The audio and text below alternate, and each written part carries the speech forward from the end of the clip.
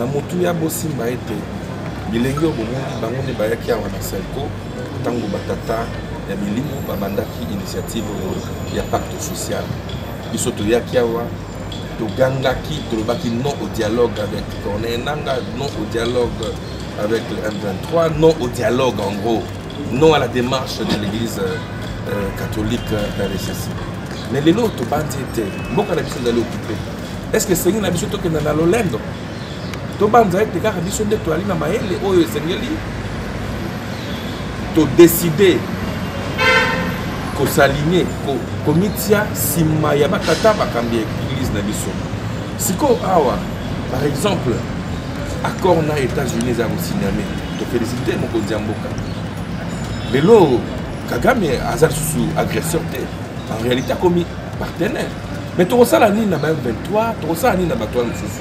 Et donc pacte social, ils allaient se présenter comme schéma topé logique où essayer la vision de ce taux dans la simana yango pour être cohésion nationale et salima.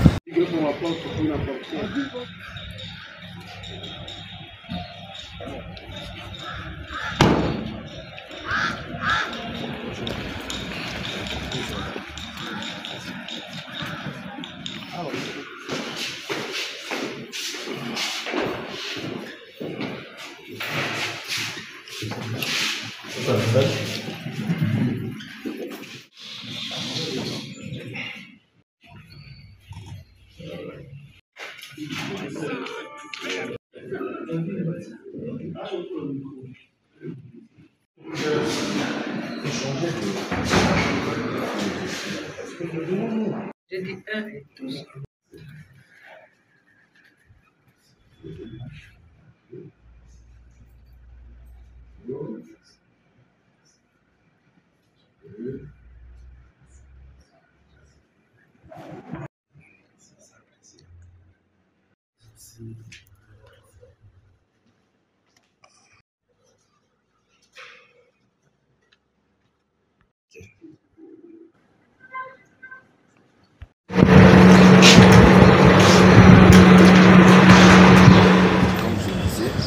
D'abord et avant tout, remercier le secrétaire général de la Santé, Monseigneur Chaudier, mais aussi l'Église comme le Christ qui nous a reçus ce jour.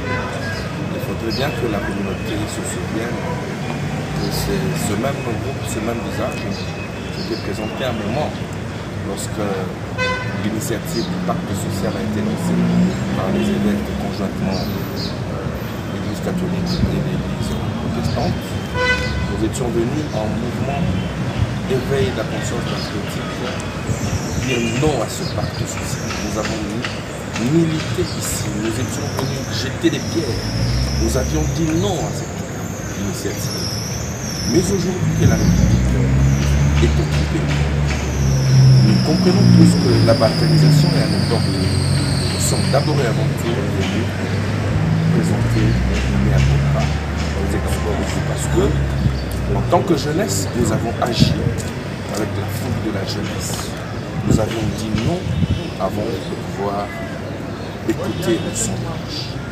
Maintenant que nous sommes venus, nous avons écouté par nos propres oreilles. Comme disait Jésus, nous avons touché aux côtes et nous sommes aujourd'hui convaincus qu'il n'y a pas de démarche à pouvoir, n'est-ce pas, sauver la République sans pour autant soutenir ces pactes sociaux que prône l'Église communiste.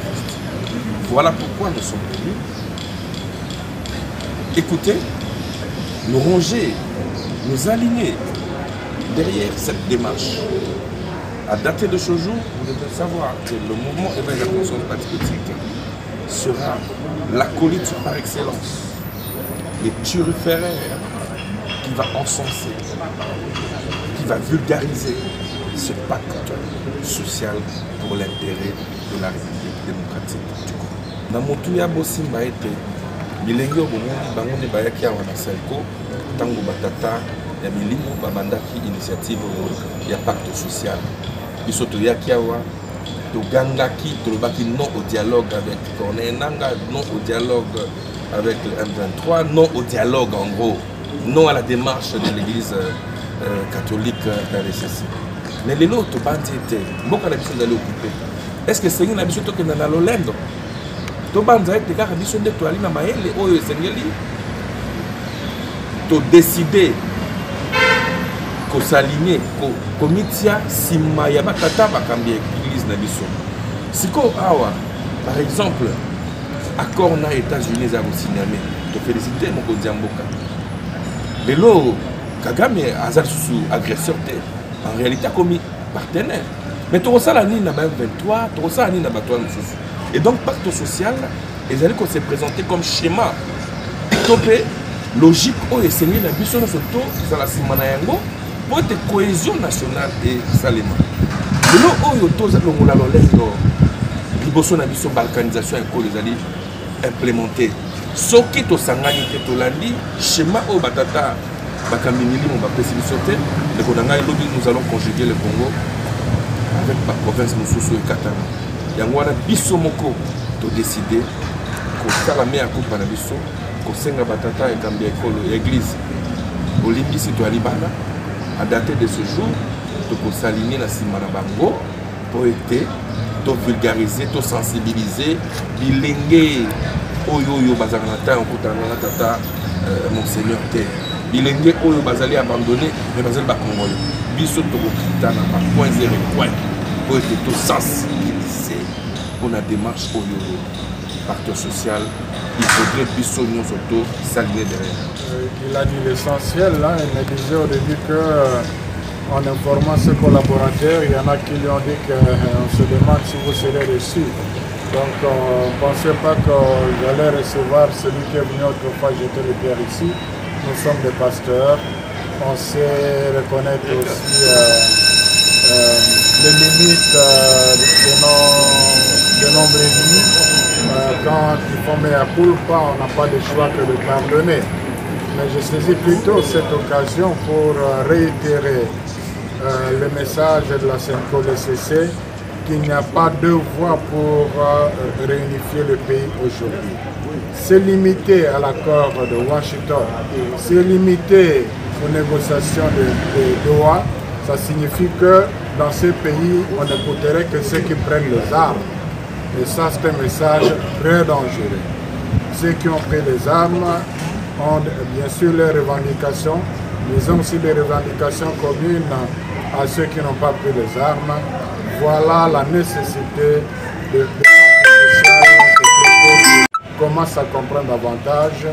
Je crois que la grâce et la prière de la neuvaine qui a été demandée est en train de se faire voir. Gloire à Dieu. Salingala. Oyoki ndenge ndeko Ivan Ilonga oyo ayaki kobwakela biso mabanga pamba te bandimaki likanisi ya parke sociale te azongi lelo mingi bandimaki teke na koyamba ye me toza batata milimo toyambi ye mpe toyebi te awa ye kondima tasalaki mabe toza na ndingisa ya kolimbisa ezali bakompo na nga na kozongela makanisi ya batata milimo ya Église catholique na église protestante oyoki oyo elekani na Washington boni Congo eyokani na Rwanda na nzela ya accord oyoki boni ke ba M23 bakokoba masolo na gouvernement na Doha kasi biso batata milimo tolobi ekoki kosuka wana te soki esiki wana elingi koloba te po te bayoka ye na mboka oyo ifo kokamata mindoki ezali pe na mingi bakamati mindoki te o bazali pe na makambo oyo soki bazala na makanisi ya kokamata mindiko akoya kokamata eza bongo te nzela eza mibale te lokola bandeko oyo bayokaki ntina te bayoki ntina tokolika te mingi mpe lokola bango bakofungola miso bakofungola mitema mpona kozongisa bomoko mpe kimia na kati ya ekolo ya biso nzambe azala